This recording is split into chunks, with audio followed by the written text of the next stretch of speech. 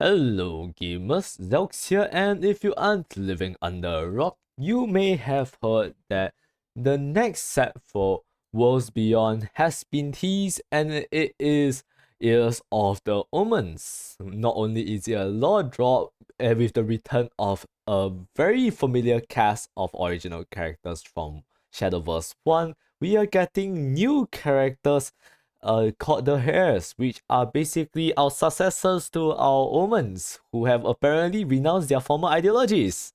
Oh wow, what a surprise. Honestly, did not see that coming at all, but that really just leads to more excitement, doesn't it? But there are also a couple of cards that have been reviewed for this set, so the purpose of this video is to just go over them, give my first impressions, and theory craft a little bit for fun. If you know how these theory crafting videos go, obviously it's gonna be inaccurate. We have no idea how the cards will actually play out, but we can make guesses, and that's part of the fun.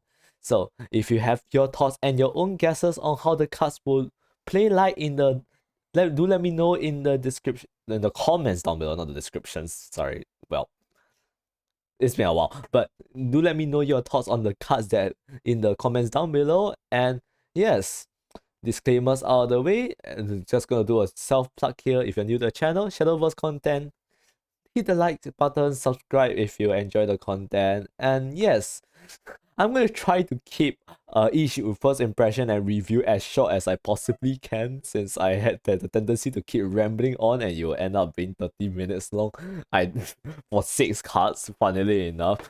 And yes, I re-recorded this twice already, and it was 50 minutes. So I'm gonna try to keep it as short as possible. And with that out of the way, let's get started with our first card, Sinciro Heir to Usurpation, a 6/5/6 that does X damage to all enemies, depending on how many cards has been fused to this card. Stat line is perfectly fine, actually a little bit on the higher side since it's a 5/6, and it fuses with loot cards specifically. Loot is a new token that's going to be introduced to Worlds Beyond. Well, it's a new old token because loot cards are tokens in the old game. We'll take a look at that later.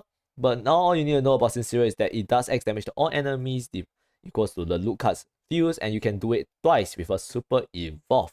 So what are the loot cards? They are Gilded Blade, Gilded Goblet, Gilded Boots, as well as Gilded Necklace.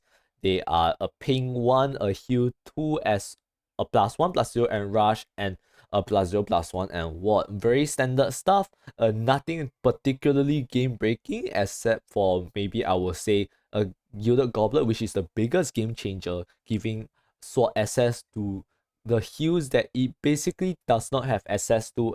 It doesn't have large amounts of at this point in time. Like, I believe the only card that currently heals in Sword is Lyrala, which is a 3-drop, as well as who is it?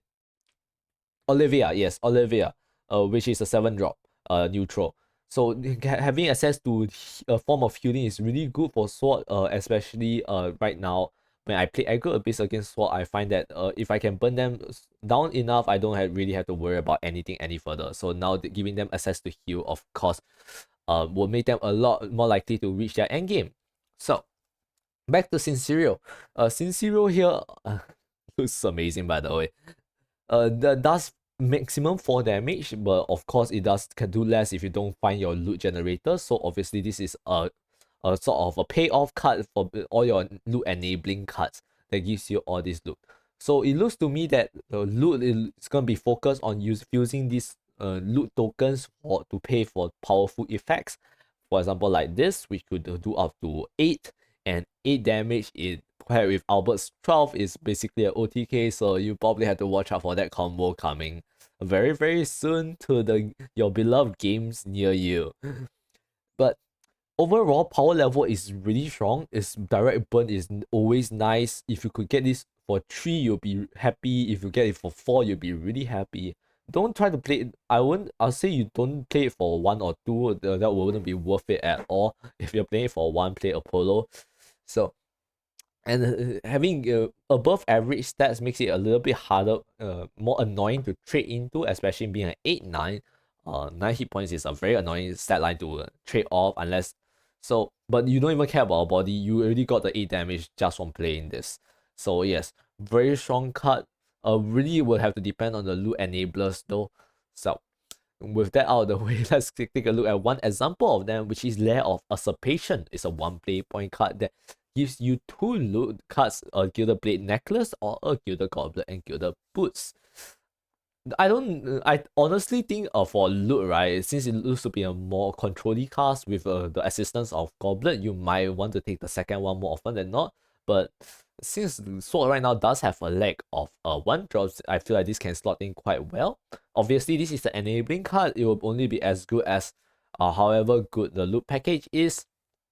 But actually, individual value, talking about individual value though, is still a 1 play point that could eventually fight for board a little bit with Gilded Blade, and it could be a pink one as well. So it just could be it's a very weak burn of it, but it is burn nonetheless. So if you need the extra reach, you should probably run Lair of Usurpation to get over cards like with Ward or Wards, for example. So definitely a cool enabling card, pretty good. Gives you 2 tokens to fuse away into a Sinciro, so at least that makes him into a playable range. Not a good range though. If you play 2 of that, he becomes amazing. Amazing card. So you know what, just quickly, it clears, just to go through what this fights amazingly well against. It clears Luminous Makers, it clears Norman bots, it clears Neptune bots, it clears Kinsetsu bots. Like bot wipe and blast phase damage, incredible. Like you cannot, this is a very strong card. So that's that. Let's go on to our next card, Galmieux's Other Manifest, a 5/5/5 below average stats. Honest, actually it's very standard stats, but comparing with her effect, I don't actually think she's that great. But let's quickly go over what she does. She has a crest that gives you Fangs of Ardent Destruction whenever an allied follower takes damage but isn't destroyed. And when she herself takes damage but isn't destroyed, she does 3 to a random enemy follower. Also, she has an enhanced 7 that gives herself Storm, but I don't think that is relevant in most situations. It does mean you can do 8 damage on turn 7 if your opponent isn't paying attention, but I feel like more often than not, you have better things to do on with 7 play points than to just Storm Face for 8 damage. Now, how does she compare with her fellow 5-drops? Apparently, against Anangria, she hard loses. Anangria can trade into her without losing the main body, and on the other hand, Galmieux can, while with an evolve point, full clear Anangria, but if they evolve the Anangria, I don't think there's a single way that Galmieux can clear it. However, what makes her amazing is, I believe, her token spell Fangs of Ardent Destruction, which is a 0 play point that deals 1 to all followers. Not only Galmieux has a history of having like all her support cards usually want to take damage in exchange for certain benefits. So this is a very good tool to enable this sort of plays. Being 0 makes it amazing. It could also be used as a bot wipe if you need to, and you can even just depending on what sort of support she gets, this could be a draw, it could be extra damage, it could be anything, and it could also be if you hot enough Fangs of Ardent Destruction, you could use it to go to clear out Amalia bots or even Norman bots or even Ginsetsu bots. All of them will become very relevant very soon. So individually, Galmieux not that great. Actually, I would even think it's a tempo loss of a card, but she does pay herself back with the Fangs of Ardent Destruction that you eventually gonna play. Like this card is probably one of the best tokens I've seen yet, and you get 1 every single turns. Stock out enough and you can clear anything. So next up, Lishenna Melody Manifest. I'm going really fast because I really don't want to stall this video for too long, but she herself is a 4/4, which adds a melodious melody to your hand and can be destroyed by abilities, very reminiscent of her latest version in the Shadowverse, but not exactly the same, because I think they actually tweak her effects a little bit. On Evolve, you actually summon the amulets directly, White Psalm as well as Black Psalm. Well, Black Psalm is the one you get from last words here. You summon White Psalm first, but we'll get to White Psalm in a little bit. We'll talk about Melodious Melody first, which is a 1 play point card that destroys an allied card and then deal for the random enemy. Very solid removal spell. You cannot hate it, but it also does show us what the side game's intentions for Portalcraft as well, especially the Omen, is going to be. So it seems as to me that these Omen Lishennas is going to be focused on at least amulet destruction, or at least destroying your own cards to pay for powerful effects. And White Sound and Black Sound actually supports this, being a countdown 1 amulets that can be targeted. They don't have aura. And on last they summon, they cycle between each other. So when White Sound is destroyed, it summons Black, and Black is destroyed, it summons White. Just to swap back and forth, you get Q1 and you deal 1 every single turn. So it's basically infinite fodder for all sorts of this sort of self-destruction effects, which I assume we will see a lot of in the support cards. And honestly, just getting this passive heal 1 deal 1s every other turn is probably gonna put your opponent under a lot of pressure. Think of all the times you almost were so close to winning a game, but you were just 1 hit point short. White Sound fixes that problem. The only problem I see with this card is that if you don't draw it on evolve turn, she will be a very weak play, considering her stats are actually below average for a 4-drop. Most 4-drops have at least 4 hit points and 4 attacks, so this could in theory trade into an unevolved 4-drop, but if you need to trade into an evolved 4-drop, it's impossible for this to kill unless you have a you commit a melodious melody as well. So it's kinda stats are definitely it's definitely an enabling card that you want to get on evolve turn, but very very weak outside of it otherwise. But I don't know how big of a difference Black Sound and White Sound will make in action in the overall context with the entire deck, but it would, to me, right, it would seem that if you don't have this White Sound and Black Sound, your deck will suffer a serious hit in consistency and you'll become a lot more awkward to play. Hopefully that won't be an issue, but as of now, this is an enabling card that is really weak in the late game, and it's something you want to draw on time. I will say this is a weak card. It's not that bad. It's not good. It's very middle of the road on leaning towards the weaker side. Next up, we have Sham Nachos, Heir to Entwining. This card is really interesting, it's right up my alley, and it introduced a new gameplay mechanic that I'm excited to talk about. It is Faith. But first of all, you might be wondering, what is Faith? Faith is at the start of the match, it's a crest that goes into your crest zone and it starts counting up. For example, this Sham Nachos Faith is starts at 0, and whenever you select a mode, which is basically choose one, you choose between 2 options, and you increase the faith by 1.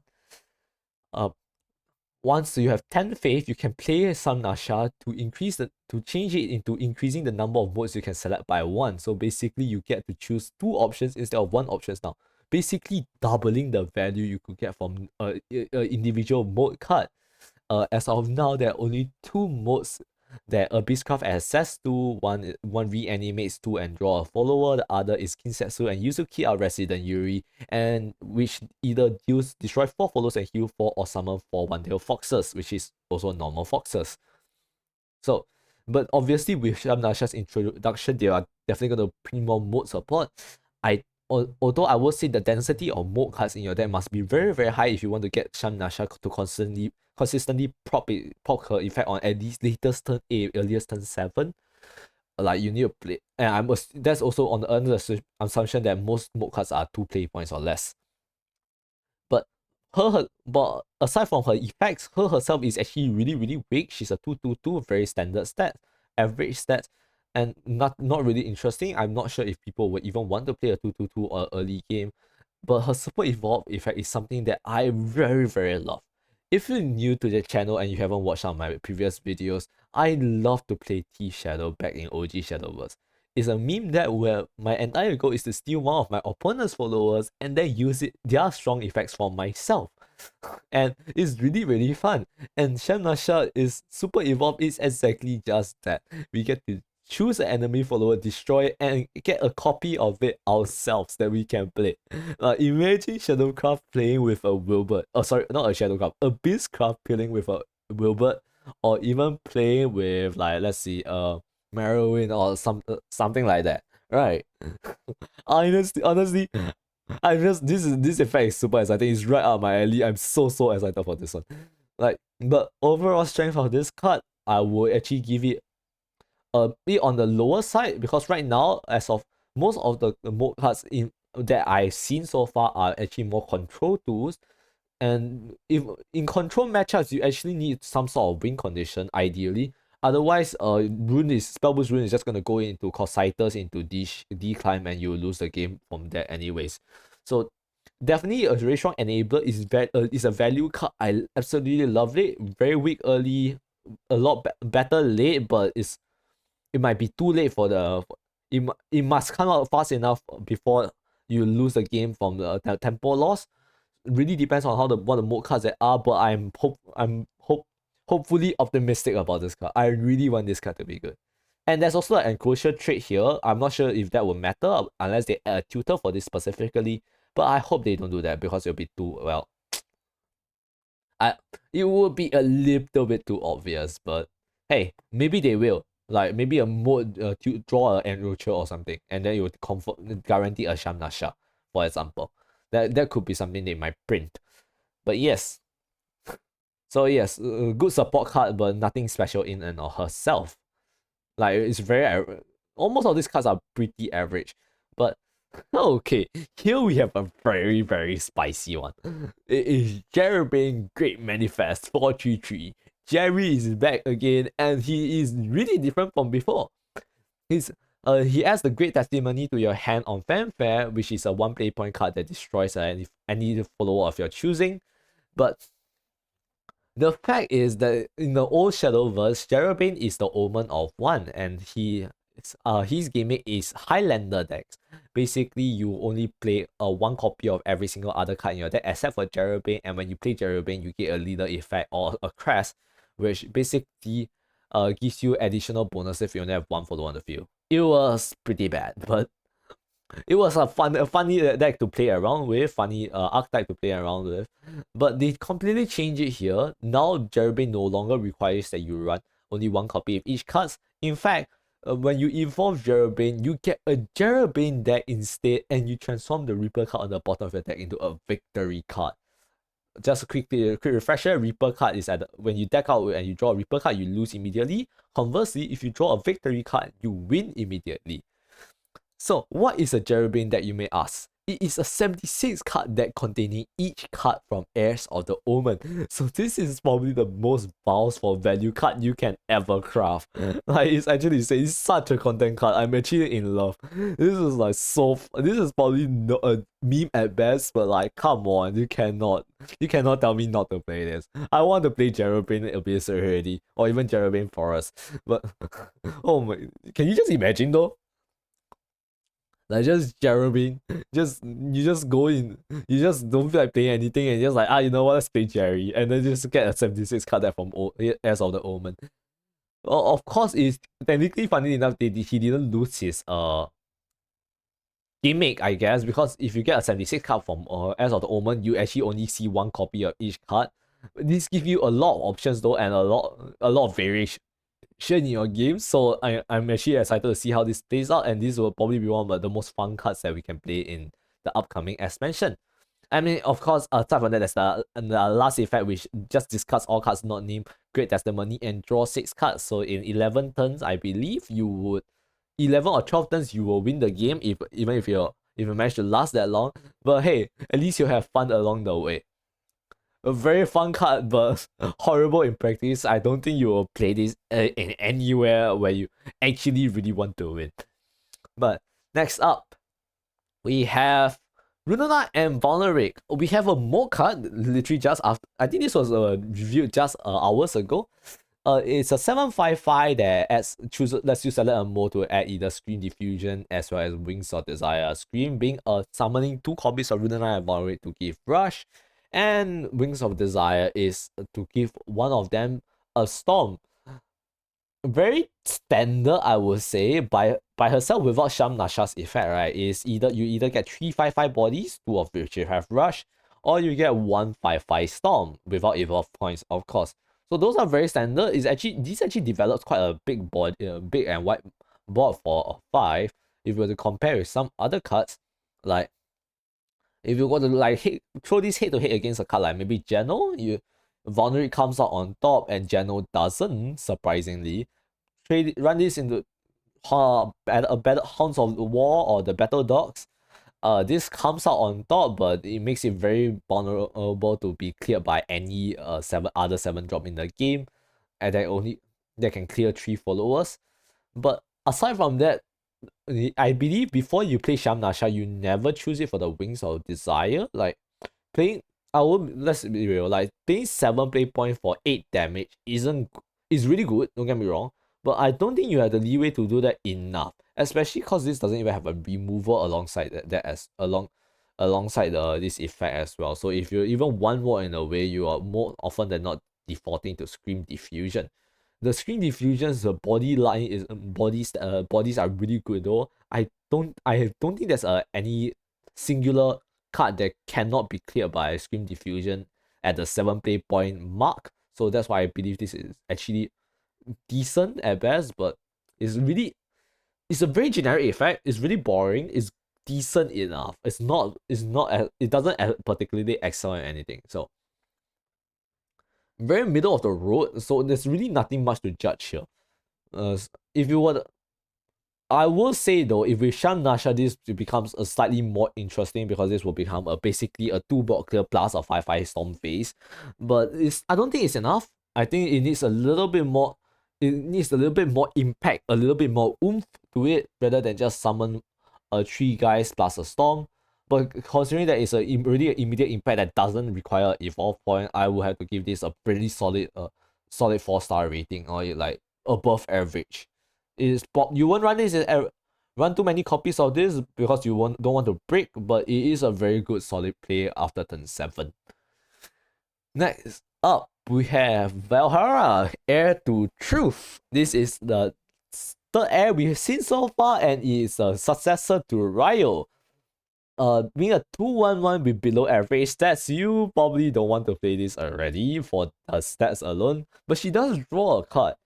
But Spell Boost Rune, right, as of this point in time, doesn't actually really care that much about the early game. Their early game is rather weak, and Velharia plays to that very similarly. She's really weak. She's a very weak early gameplay that just cycles you, which is fine, but I feel like there's better things you can do. But aside from that, she actually has an evolve effect that allows you to banish any chosen enemy follower, so long you can target them. And if you super evolve her, you banish all enemy copies of it as well. So this is obviously kind of targeting like bot spam decks. Probably if they spam a lot of tokens, like for example with fairies or rotting zombies from Abyss, for example, that would be devastating if you banish all copies of it. And then also like Holy Cavalier, but mostly tokens, because other than that, right, I don't think it's not often where there will be cards where there are multiple copies of it on the field. You know what? Guess what? I just reviewed one. It's literally Runa and Valneric. Funny, isn't it? But does it really matter? Maybe slightly. We'll see. But aside from that, right, I will say that her individual power level actually feels pretty low, honestly.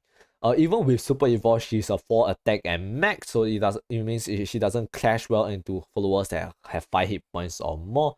But considering she's only 2 play points, she can be easily comboed with any other card. So there is some semblance of value here, but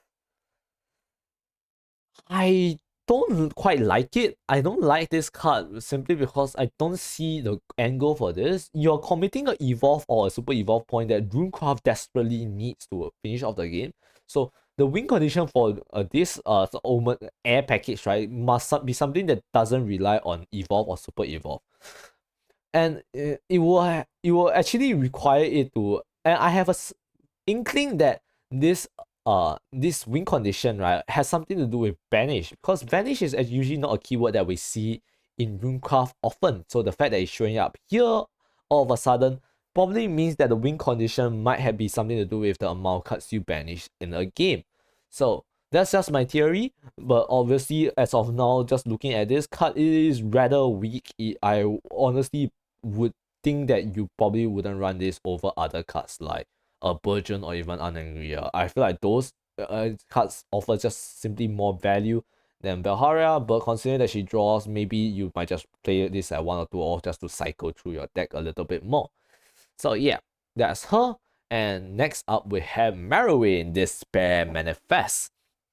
4/4 with Fanfare adding a Torrent of Despair to your hand. She's a Haven legendary that also gives you a Crest on evolve that deals X damage to between all enemies if allied followers didn't attack this turn.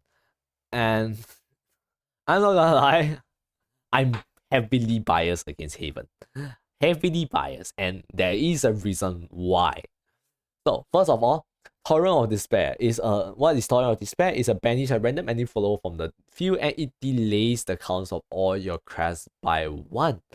So honestly, because his main body itself is actually really weak. It's a 4/4/4, actually standard stats, but it doesn't threaten anything because, well, just an evolve and you can run this down. 3/3, if above average stated 3/3 will probably be able to run Marrowing down as well. And his crest is honestly kinda questionable in a sense. You know that actually there's actually enough crest to activate them to get full value out of this. You need like Marrowing, you need Grimnir, you need Lapis, you need Maddening Benison. I guess if you really want to cap this out. And I believe there's one more crest, but I forgot what it is. Yeah, Wilbert's crest. If you do that, right, you do have enough crest to go to cap this out, but you, on the flip side, you have to not attack. Not attacking is I just want you guys to like just take a moment and try to remember how many times you had chosen not to attack in a single turn in using Haven. And I would dare say it's more often than you think. However, there is a card that pairs really well with this, which is Unholy Vessel, which allows you to just basically nuke the board. You don't even have to attack, and then you can proc this crest at the end of the turn for a free burn. So there is a synergy there that is pretty good, pretty neat, in fact. But I feel like that just requires a lot of setup. Unless we are getting free crest that we can just attach to Marrowing whenever we want to. So back to the Torrent of Despair is being a banished random enemy follower. Why would I say this is I hate this card? it's not great, but I hate this card. And there's a very reason why. One of my favorite cards from this current expansion, Infinity Evolve, is Lilantim. And one of the favorite thing about her is that she cannot be banished by enemy cards, because if she can, she becomes horrible card, and she basically feels really bad to play because you spend 8 play points, and then you basically if she gets banished, you get nothing from her. And guess who can remove it for 2 play points? Torrent of Despair. Banishing a random enemy follower bypasses aura, so your Lilantim is gone for good. Dark, isn't it? So fun. Now it also delays the counts of all your crests by 1, which I don't know how relevant it is, because right now the only crest that has a countdown is Lapis crest, and Lapis crest is one that you want to advance instead of a delay, because you want Lapis to come out earlier so you can do the burn damage. You can get the Storm follower earlier. But if a Haven gets more crest effects, which supports having not attacking, right, and they have a countdown, a Torrent of Despair will be very good supporting them to give you more turns and more value out of each individual crest. So definitely great card to support a crest Haven archetype with countdown crest. But god, really? Lilantim isn't even that good in Infinity Evolve. That isn't even that great, and now you're already introducing a hard counter. Are you serious? Can you change it to a select enemy follower and banish it instead, so the aura actually works like an aura? Thank you, I guess. Suppose. Well, no, because it's Haven. Nothing against you Haven lovers out there. I love you guys. You guys can play Haven all you want. I just hate the class that you play. Okay? Nothing against you.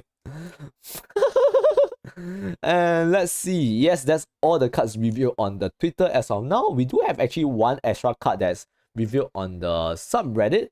It's a Swordcraft Gold spell, which is a 1 play point. The translation is that it's if used with loot cards, and then it's a 1 play point due to a random enemy follower, and adds a Gilded Blade to your hand. Reminder what Gilded Blade is. It's a 1 play point due 1 to anything.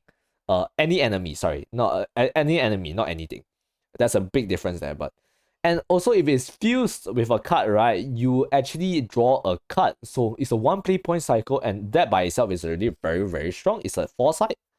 And it also deals 2 to a random enemy follower. So it basically kills anything that costs 2 or less except for burial. But even if it's burial, you can just use the Gilded Blade to knock her out for good. She kind of pays for herself though if you do fuse a Gilded Blade in a loot card into this card. So you just literally just get the Gilded Blade back again. You just get another loot card back again. So like, very good engine piece, really good cycle piece. Like, if the only thing that's stopping this from being played in all sword decks is the fact that the current mid-range sword is really follower centric and they don't really play a lot of sword spell cards. But this it looks to me that loot sword is gonna be very spell and very tokens centric. So yeah, that looks to be a direction they'll be bringing this. And this card is actually a very amazing card for this sort of archetype. So this is honestly a 4 or even 5-star card. And yes, that is basically it. 30 minutes and exceeded, going over a little bit, which is genuinely a surprise. I didn't to keep it this short, but let me know your thoughts about all the cards in the description down in the comments down below, not the description. In the comments down below, I'd love to hear from you. But yeah, if you're new to the channel, leave a like, leave a subscribe for more Shadowverse content. And with that out of the way, thank you so much for watching. I'll catch you guys next time.